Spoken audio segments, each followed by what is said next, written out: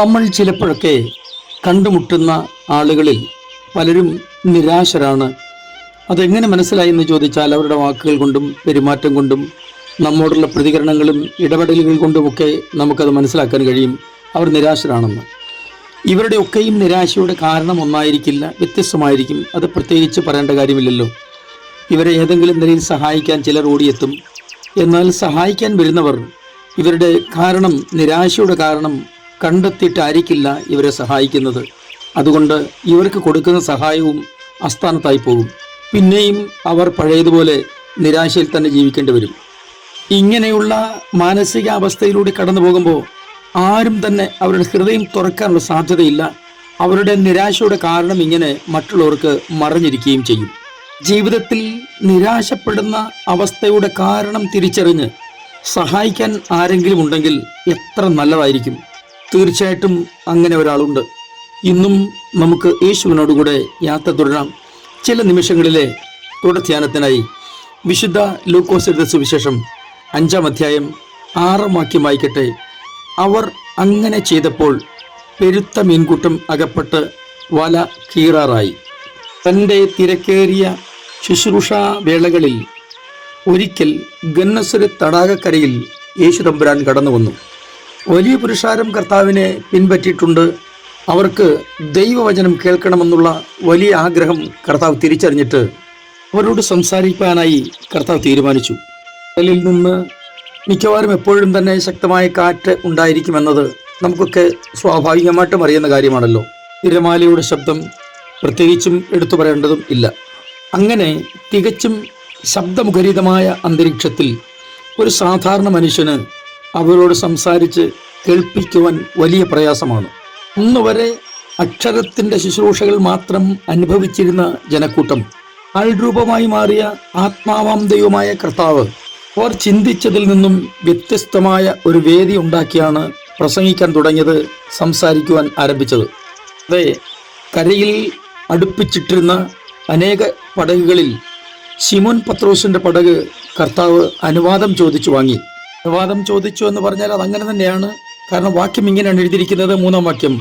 ആ പടകുകളിൽ ശിമോനുള്ളതായ ഒന്നിൽ അവൻ കയറി കരയിൽ നിന്നും അല്പം നീക്കണം എന്ന് അവനോട് അപേക്ഷിച്ചു. കരയിൽ നിന്ന് അല്പം നീങ്ങിക്കിടക്കുന്ന പടകിൽ നിൽക്കുന്ന കർത്താവ് അവിടെ നിന്ന് സംസാരിക്കുമ്പോൾ തൻ്റെ ശബ്ദം വെള്ളത്തിൽ തട്ടി പ്രതിധ്വനിച്ച് കരയിൽ നിൽക്കുന്ന ആളുകൾക്ക് എത്തും. മറ്റൊന്ന്, വെള്ളം പരിശുദ്ധാത്മാവിന് സദൃശമായി കാണിക്കുന്നല്ലോ. അന്നുവരെ അക്ഷരത്തിൻ്റെ ശബ്ദമാണ് അവർ കേട്ടിരുന്നതെങ്കിൽ ആത്മാവാം ദൈവം ആൾരൂപമായി തീർന്നുവെന്ന് ഞാൻ ആദ്യം പറഞ്ഞതുപോലെ എൻ്റെ ശബ്ദം വെള്ളത്തിൽ തട്ടി അവർക്ക് ലഭിച്ചു, പ്രതിധ്വനിച്ചു, അല്ലെങ്കിൽ പരിശുദ്ധാത്മാവിൻ്റെ സ്പർശനത്തോടെ അവർക്ക് ലഭിച്ചു. ഇവർക്കൊക്കെ ഇത് മനസ്സിലാവുന്നുണ്ട്.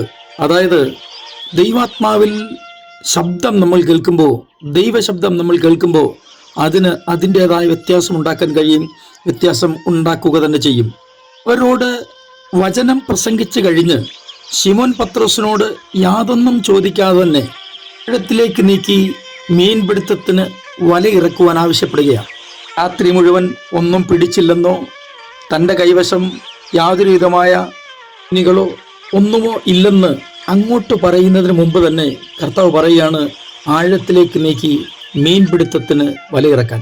ഇതൊക്കെ നമ്മൾ സ്ഥിരമായിട്ട് കേട്ടിട്ടുള്ള കാര്യമാണ്. അപ്പോൾ ശിമോൻ പത്രോസ് പറയുന്നത്, നാഥ, ഞങ്ങൾ രാത്രി മുഴുവൻ അധ്വാനിച്ചിട്ടും ഒന്നും കിട്ടിയില്ല, എങ്കിലും നിന്റെ വാക്കിന് വലയിറക്കാം. ഞാൻ പറയട്ടെ, കർത്താവിനെക്കുറിച്ച് വലിയ അറിവൊന്നും ഇല്ലാത്ത ആളാണ് ശിമോൻ പത്രോസ്, അല്ലെങ്കിൽ തീരെ അറിവില്ലാത്ത ആൾ തന്നെ ആയിരുന്നു ശിമോൻ പത്രോസ്. പിന്നെ എങ്ങനെയാണ് കർത്താവ് പറഞ്ഞപ്പോൾ തന്നെ രാത്രി മുഴുവൻ അധ്വാനിച്ചിട്ടും ഒന്നും കിട്ടാതിരുന്ന സ്ഥാനത്ത് വീണ്ടും വലയിറക്കാൻ പറഞ്ഞപ്പോൾ ശിമോൻ പത്രോസ് അനുസരിക്കാൻ തയ്യാറായത്, അല്ലെങ്കിൽ നിന്റെ വാക്കിന് വലയിറക്കാം എന്ന് പറയുവാൻ കാരണമായത്? കരയിൽ നിന്ന് കരയിലിരിക്കുന്ന ജനത്തോട് കർത്താവ് പ്രസംഗിച്ചു കൊണ്ടിരിക്കുമ്പോൾ പത്രോസ് കർത്താവിൻ്റെ പുറകിൽ വള്ളത്തിൻ്റെ പടിയിലിരുന്ന് കാര്യങ്ങൾ വീക്ഷിക്കുന്നുണ്ടായിരുന്നു. നിരാശയോടെ തൻ്റെ മുഖം കുനിച്ചിരിക്കുകയാണെങ്കിലും കരയിലേക്ക് നോക്കുമ്പോൾ ഇടയ്ക്കിടയ്ക്ക് അവിടെ ആർപ്പുവിളികളും സന്തോഷ പ്രകടനങ്ങളും ഒക്കെ നടക്കുന്നുണ്ട്. ചിലർ വിളിച്ചു പറയുന്നുണ്ട്, വചനം കേട്ടുകൊണ്ടിരിക്കുമ്പോൾ എനിക്ക് കണ്ണിന് കാഴ്ച കിട്ടി. ചിലർ പറയുന്നുണ്ട്, എൻ്റെ കാലിൻ്റെ മുടന്തു മാറി. ചിലർ പറയുന്നു, എനിക്കിപ്പോൾ നല്ലോണം കേൾക്കാം. അങ്ങനെ തുടങ്ങി നിരവധി രോഗസൗഖ്യത്തിൻ്റെ ശബ്ദങ്ങൾ അവിടെ നിന്ന് കേട്ട പത്രോസിന് ഒരു കാര്യം ഉറപ്പായി, ഇവന്റെ വാക്കിന് വലയിറക്കിയാൽ എനിക്കും മീൻ കിട്ടും. നോക്കൂ പ്രിയരെ, ഇതൊരു കടങ്കഥയുടെ പുസ്തകമല്ല, വിശുദ്ധ വേദ പുസ്തകം. നിങ്ങളുടെ ജീവിതത്തിലും അത്ഭുതമുണ്ട്.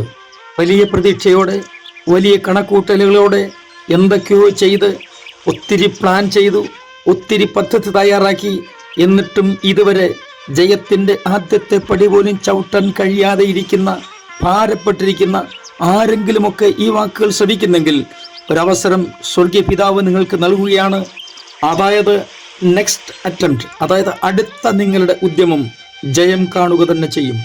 എന്നും നിങ്ങൾ തോറ്റവരുടെ പട്ടികയിലായിരിക്കില്ല. ഒരു കാര്യം കൂടി ഞാൻ പറഞ്ഞിട്ട് നിർത്തട്ടെ.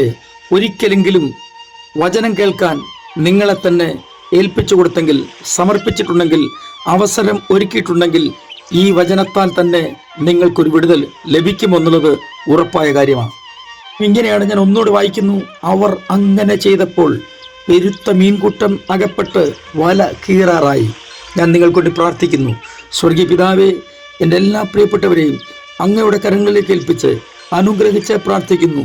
ജീവിതത്തിൽ കടുത്ത നിരാശയിലൂടെ കടന്നു പോകുന്ന അനുഭവങ്ങളിലും അങ്ങയുടെ വാക്കിനാൽ അത്ഭുതമുണ്ടെന്ന് ഞങ്ങൾ പൂർണ്ണമായിട്ട് വിശ്വസിക്കുന്നു. ഈ വാക്കുകൾ ശ്രവിക്കുന്ന ആരെങ്കിലുമൊക്കെ ഏതെങ്കിലും വിഷയങ്ങളുമേൽ ഭാരപ്പെട്ടുകൊണ്ടായിരിക്കുന്നെങ്കിൽ കർത്താവിൻ്റെ കരം അവർക്കൊണ്ട് നീട്ടി അത്ഭുതകരമായ ഒരു ദൈവിക വിടുതൽ അയച്ച്